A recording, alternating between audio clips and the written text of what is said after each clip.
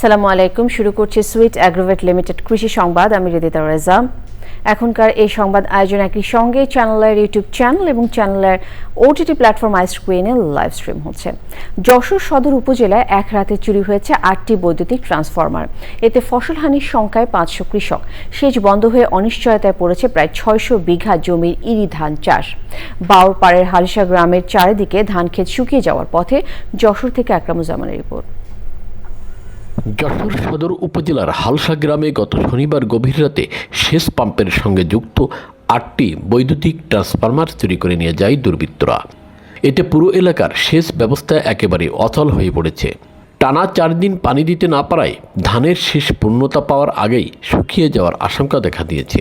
সময় মতো সেচ দিতে না পারলে ফলন বিপর্যয়ের আশঙ্কা করছেন চাষিরা। 3টা মোটর থেকে 8টা ট্রান্সফরমার ঢম চুরি করে নিয়ে গেছে। কৃষি বিভাগ সহ বিদ্যুৎ বিভাগ সহ এবং আইন বিভাগ সকল বিভাগকে জানায় যাতে আমাদের এই সমস্যাগুলো বারবার ফেস না করতে হয়। এই জন্য আপনাদের সুনজর আমাদের পরে থাকে। আমাদের ট্রান্সফরমার 8টা ট্রান্সফরমার চুরি করে নিয়ে গেছে মোটর থেকে।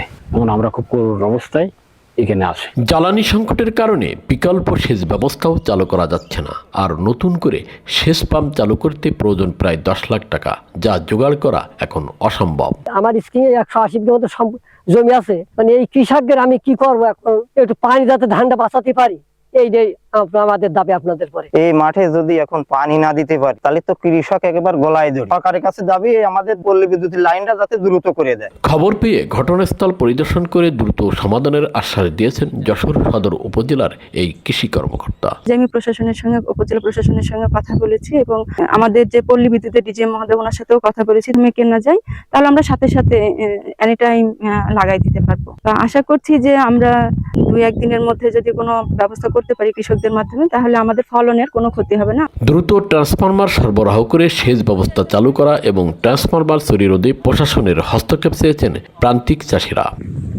যশোর থেকে আকরামুজ্জামান, চ্যানেল আই। বগুড়ায় আবারও দরপতন হয়েছে আলুর বাজারে। প্রতিমণ আলু পাইকারি বিক্রি হচ্ছে 300 থেকে 320 টাকা দরে। কৃষক বলছেন উৎপাদন খরচের চেয়ে অনেক কম এই দর।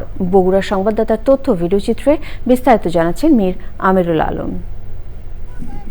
মাঠে মাঠে আলু তোলার আনন্দ এবার অনেকটাই ম্লান হয়েছে। দাম নেই আলুর। পাইকারিতে প্রতি কেজি 8 টাকা দরে বিক্রি হচ্ছে, অথচ উৎপাদন খরচ হয়েছে কেজিতে 13 টাকা। গেল বছরও আলুতে লোকসান দিয়েছেন চাষিরা। বর্তমানে যে দামে আলু বিক্রি হচ্ছে তাতে লোকসান গুনতে হচ্ছে চাষিদের। গত 2 বছর আগে যেরকম পার্টি এসে ভেঁতেই আলু কিনছে, মানে আপনার কত শতক ভেউ আছে এই ভেউ হিসেবেই কিনে লেগেছে। কিন্তু এখন 2 বছর হলে ভেঁর তো আশেপাশে আশা দূরস্থান বাসায় নিয়ে গেলেও পার্টি পাওয়া যাচ্ছে না। আমাদের মোটামুটি নিজস্ব জমিতে খরচ 30 থেকে 35 হাজার টাকা প্রতি বিঘে আলু বীজ সহ। আমরা বিক্রি করতে যাচ্ছি এখন প্রতি বিঘায় আমাদের আসতেছে 22 থেকে 25 হাজার টাকার মধ্যে মানে লেনদেন হচ্ছে। 10 হাজার টাকা লসে আছে নিজস্ব জমি। আর যারা ভাড়া তাদের তো মনে করেন 50-50 লস। যারা হিমাগারে থুছে আমাদের ভাইয়া থুছিল তাদের তো একবারে আসবে একবার শেষ। 8 টাকা 9 টাকা তারা কেজি বেচছে, হিমাগারে 6 টাকা ভাড়া দেওয়া লাগছে, 1 টাকা 1.5 টাকা কেজি তারা বাড়ি নিয়ে আসছে। সংরক্ষণ পদ্ধতি বাড়ানোর পাশাপাশি আলু জাতীয় খাদ্যপণ্য তৈরিতে প্রক্রিয়াজাতকরণের উপর পরামর্শ দিচ্ছে কৃষি বিভাগ। ব্যাপক পরিমাণ আলু যদি স্টোর করা যায় এবং আলু ভিত্তিক যদি আমরা শিল্প স্থাপন করতে পারি এবং আলুকে আমরা শিল্পে নিয়ে গিয়ে প্রসেসিং করে যদি এগুলো উচ্চ মূল্য নিশ্চিত করতে পারি, তাহলে আমার মনে হয় কৃষকরা ন্যায্য মূল্য পাবে। এ অবস্থায় অনেক কৃষক পুঁজি হারিয়ে সামনে ফসল চাষ নিয়ে দুশ্চিন্তায় রয়েছেন। মীর আমিরুল আলম, চ্যানেল আই। মৎস্য ও প্রাণী সম্পদ প্রতিমন্ত্রী সুলতান সালাউদ্দিন টুকু বলেছেন, পহেলা বৈশাখে টাঙ্গাইলে ২৭,০০০ কৃষককে কৃষি কার্ড বিতরণ করে এই কার্যক্রমের উদ্বোধন করবেন প্রধানমন্ত্রী তারেক রহমান। একই সাথে আরও ৯টি উপজেলায় এই কার্ড বিতরণ করা হবে বলে জানান তিনি।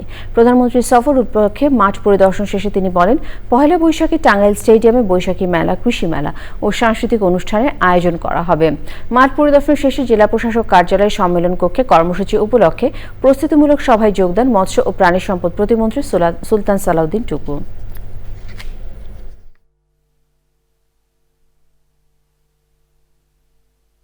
আবহাওয়া, ঐতিহ্য, সাংস্কৃতিক যে কালচার, নবান্নের যে পয়লা বৈশাখ, সেই বৈশাখের দিনে বাংলাদেশের ঐতিহ্যকে ধারণ করে আমরা এই প্রোগ্রামটি সাজাচ্ছি।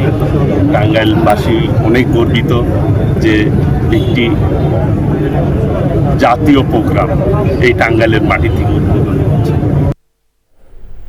সুনামগঞ্জের মানুষ দেশের ৮ ভাগের ১ ভাগ ধান উৎপাদন করেন বলে মন্তব্য করেছেন ভূমিমন্ত্রী মিজানুর রহমান মিনু। জেলা শিল্পকলা একাডেমি মিলনায়তনে সরকারি জলমহান আইন ২০২৬-এর খসড়া চূড়ান্তকরণ শীর্ষক জাতীয় কর্মশালায় তিনি বলেন, বিগত সরকারের সময়ে হাওরে পানি নিষ্কাশনে কিছু প্রতিবন্ধকতা সৃষ্টি হয়েছে। কৃষকের উৎপাদন নিশ্চিতে বিদ্যুতের ব্যবস্থা রাখতে হবে। কর্মশালায় বিশেষ অতিথি ছিলেন ভূমি প্রতিমন্ত্রী মীর মোহাম্মদ হেলাল উদ্দিন ও সুনামগঞ্জের বিভিন্ন আসনের এমপিরা।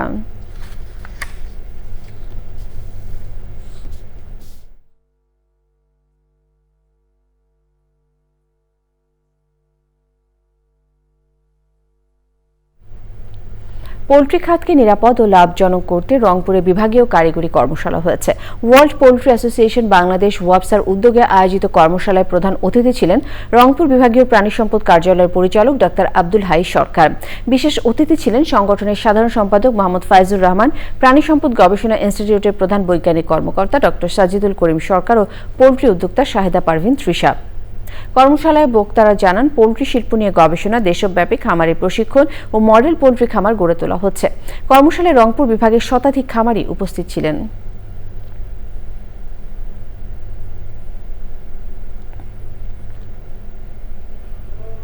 এই ছিল সুইট অ্যাগ্রোভেট লিমিটেড কৃষি সংবাদ। সবাইকে ধন্যবাদ।